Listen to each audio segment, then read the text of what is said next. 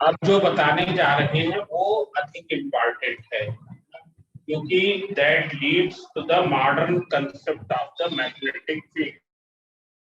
जो magnetic field का modern concept है उसकी तरफ हो जा रहा है। हमने यहाँ पर पढ़ा है moving charge particle in a magnetic field region experiences को। हमको इस एक्सपेरिमेंट से मालूम हो गया जब भी कोई charge particle magnetic field region में मूव करेगा उस पर फोर्स लगेगा and because of that force it deviate from its path. तो देख लो यहाँ से मैग्नेटिक फील्ड की एक हम नई डेफिनेशन यूज करेंगे। अभी तक तो हम मैग्नेटिक फील्ड के बारे में कहते थे कि मैग्नेटिक फील्ड दो चीजों के कारण है, या तो अर्थ की मैग्नेटिक फील्ड है या क्या है रीजन अराउंड द मैग्नेट जहां पर मैग्नेट की मैग्नेटिक फील्ड है। पर अब हम मैग्नेटिक फील्ड को क्या कहेंगे इसके बाद से मैग्नेटिक फील्ड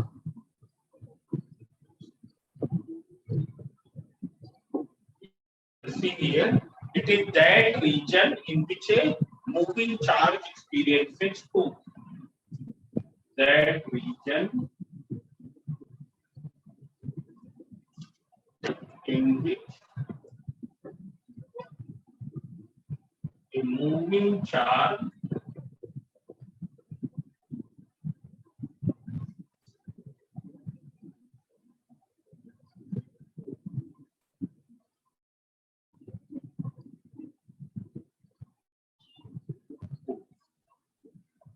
मैग्नेटिक फील्ड कौन सा रीजन है जिसमें एक मूविंग चार्ज पर फोर्स लगे, वो क्या कहलाता है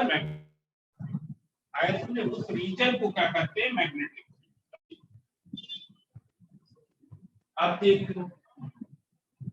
अब देख लो जब कोई भी चार्ज किसी मैग्नेटिक फील्ड पे मूव करेगा तो उस पर कितना फोर्स लगेगा, उस पर कितना फोर्स एक्ट करेगा वो हमको फाइंड आउट करना है। So that was given by Lorentz, और ये क्या कहलाता है लॉरेंज। लॉरेंज एक साइंटिस्ट थे, उन्होंने एक charge particle which is moving in a magnetic field उस पर कितना फोर्स लगेगा उसका फार्मूला उन्होंने डिड्यूस किया, that is known as Lorentz force. उसको लॉरेंज फोर्स कहते हैं। देख लो अगर कोई चार्ज पार्टिकल है, ये मैग्नेटिक फील्ड है, इस रीजन में मैग्नेटिक फील्ड के सिंबल्स डिनोट करते हैं बी से। अगर ये क्या है इस मैग्नेटिक फील्ड में ये चार्ज पार्टिकल v वेलोसिटी से मूव करें, अगर ये चार्ज पार्टिकल v वेलोसिटी से मूव करे तो कितना फोर्स लगेगा। तो मैग्नेटिक फील्ड कैसी क्वांटिटी है हमने बिगिनिंग में ही बताया, it is a vector quantity. Velocity is also a vector quantity. It is moving making what angle from the direction of magnetic field theta, moving in this magnetic field region making an angle theta. So what is the force acting on? Force क्या होगा F equals to Q vector V cross vector P। इतना force act है, आए समझे। Vector F equals to Q vector V cross vector P। अब सब लोग देख लें ये तो कैसा प्रोडक्ट है वेक्टर प्रोडक्ट, इसका मैग्नीट्यूड क्या होगा इस वेक्टर प्रोडक्ट का, तो हमने पढ़ा ही है A क्रॉस P, ये भी साइन थीटा होता है, ये क्या हो जाएगा P B और इनके बीच का एंगल कितना है थीटा है, तो sine theta it will be sin theta, means this is the magnitude of vector v cross vector p, because this quantity has direction also, इसकी एक डायरेक्शन की है पर अभी डायरेक्शन पर नहीं जाना, इसलिए so what can you write the magnitude of this f equals to q v p sin theta, ये फार्मूला हो गया।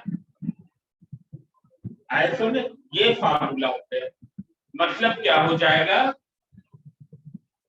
when a charge particle q moves with a velocity v in the magnetic field b in such a way that the direction of in such a way that the angle between both the direction is theta, then how much force will act upon it? F equals to q bb sin theta. वाह, अरे नहीं ध्यान नहीं, q क्या है, अब तुम पूछ रहे हैं, q चार्ज है, q क्या है, चार्ज है। अब देखना, हम कुछ इसमें स्पेशल केसेस ले रहे हैं। when theta equals to 0 degree, theta equals to 0 degree का मतलब क्या, कि मैग्नेटिक फील्ड इस डायरेक्शन में है और ये पार्टिकल भी इसी डायरेक्शन में जा रहा है, इसी डायरेक्शन में जा रहा है। फोर्स कितना हो जाएगा, F equals to Q V B sine 0 degree. And what is sine 0 degree? It is 0. That is equal to 0. Sine 0 degree equals to 0. That is 0. आए समझे? अब देख लो, अगर ये पार्टिकल ऐसे मूव करे, बताओ अब थीटा क्या हो जाएगा, 180 डिग्री हो जाएगा। मतलब फोर्स क्या हो जाएगा, देख सकते हैं Q V B sine 180 degree, और साइन 180 डिग्री क्या होता है, 0 होता है, तो फोर्स क्या हो जाएगा, 0। फोर्स क्या हो जाएगा, 0। मतलब क्या है, कोई भी चार्ज पार्टिकल, बैठ जाओ, कोई भी चार्ज पार्टिकल चाहे मैग्नेटिक फील्ड के पैरेलल चले, मैग्नेटिक फील्ड के पैरेलल चले या मैग्नेटिक फील्ड के एंटी पैरेलल चले, दोनों केस पर उस पर फोर्स क्या हो जाएगा, 0 हो जाएगा। दोनों केस पर उस पर फोर्स क्या होगा, 0 होगा, कोई फोर्स नहीं लगेगा। और कोई फोर्स लगेगा तो क्या ये डिफ्लेक्ट करेगा, तो ये डिफ्लेक्ट नहीं करेगा।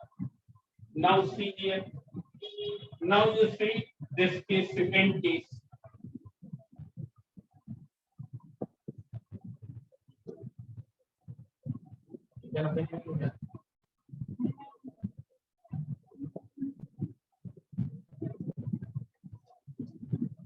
सपोज ये पार्ट मैग्नेटिक फील्ड इधर है और चार्ज पार्टिकल कैसे जा रहा है, इस तरीके से।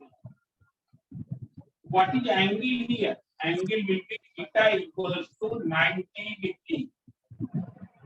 Theta equals to 90. Therefore, what will be F?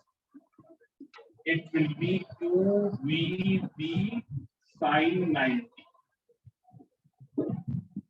तो sin 90 डिग्री कितना होता है, 1।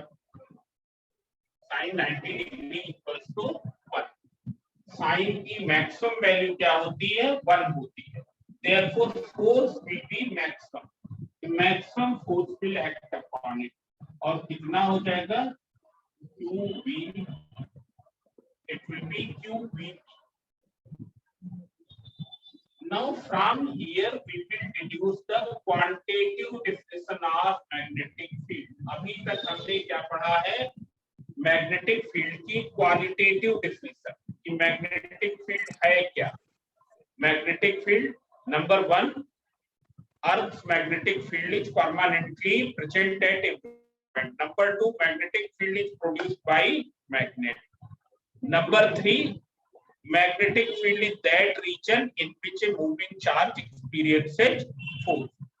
So see here, from here we will deduce the quantitative definition. What is V here? That is F max upon Q into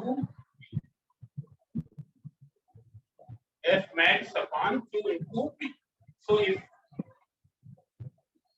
Q equals to 1, B equals to 1, what will you say B? It is F max divided by 1 into 1. That is F max. तो सब लोग समझ सकते हैं magnetic क्या है? It is numerically equal to the maximum force acting on a unit positive charge particle moving with a velocity of 1 meter per second in a direction normal to magnetic field. In a direction normal to magnetic field is numerically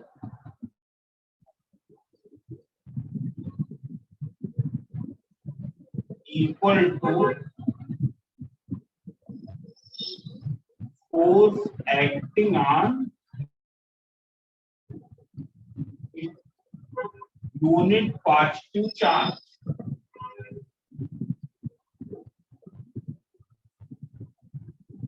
moving with unit velocity.